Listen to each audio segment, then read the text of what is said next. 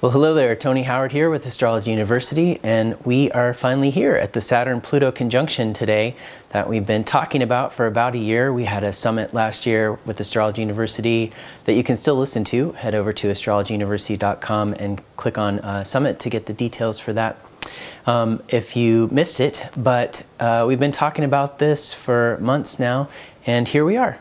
So I wrote a little blog post about this that's getting some traction, so I wanted to share a video version of that with you today. So I'll do that in just a moment, but I also wanted to invite you to our next upcoming course, which is part of our 4-year program and this course is on the sun and the moon. It's the luminaries, and it's co-taught by myself and Lynn Bell. So head over to astrologyuniversity.com and click on 4-year program to learn more. You don't have to be enrolled in the program in order to take this course. So if you're just interested in the topic, you can sign up.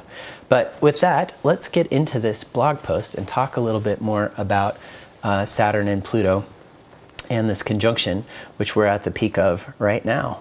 So life might be feeling a bit intense these days. You might have noticed, as usual, astrology gives us insight into the collective energetics that we all experience. Today, Saturn and Pluto, two planetary heavyweights, are forming an exact conjunction in the same degree and sign of Capricorn. This formidable alignment heralds serious and often grave events, such as in 2001 when the World Trade Center was attacked, and these two planets were in opposition at the time. This conjunction marks both an ending to the previous cycle, like any conjunction, which in this case began with the last conjunction of Saturn and Pluto in 1982, at the start of a new cycle. So we see endings and beginnings during these conjunctions, chapters closed and new chapters opened. When Saturn got very close to Pluto last year, it was also conjunct the South Node, which correlates at times with release or letting go or surrender, and the Notre Dame Cathedral burned as we watched, unable to stop it. People around the world grieved for this loss. Saturn has to do with the passing of time. Saturn transits mark time and remind us of time's limits, and that so many things in life have a beginning, a middle, and an end. Combined with Pluto, in the current cycle, we've been seeing the end of long storylines, such as with the Notre Dame Cathedral, but also in lighter examples like the culmination of 18 Marvel films with the release of Avengers Endgame, the final episode of the Game of Thrones saga, which took place at the same time, and then recently with the last of the 9 Star Wars epics. In your own life, you may have been watching as these old storylines wrap up, sometimes with sadness and sometimes with gratitude. This week is the peak of that transit. After this, we'll witness its slow denouement as Saturn moves past Pluto and heads for the sign Aquarius.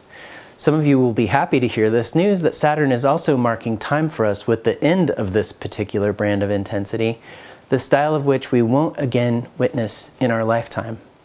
The last time Saturn and Pluto were conjunct in Capricorn was 1518, and the next time is too far away to worry about.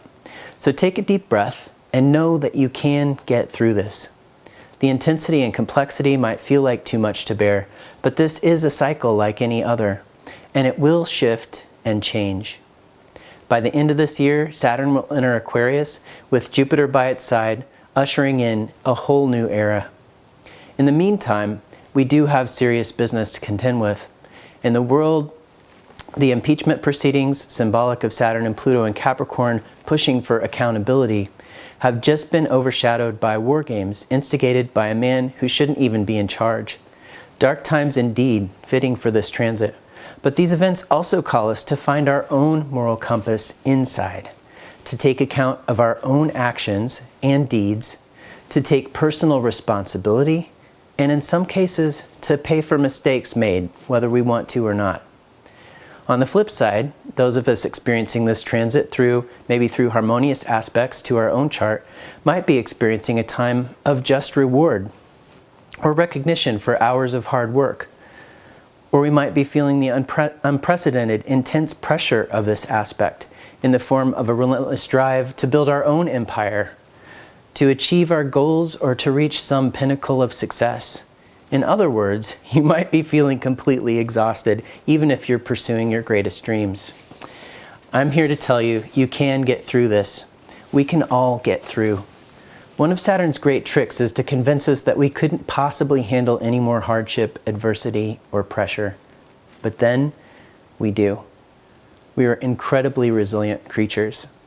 Another of Saturn's tests has us thinking that we're totally alone, or that in order to prove our worth, we have to soldier through whatever trial we face all by ourselves.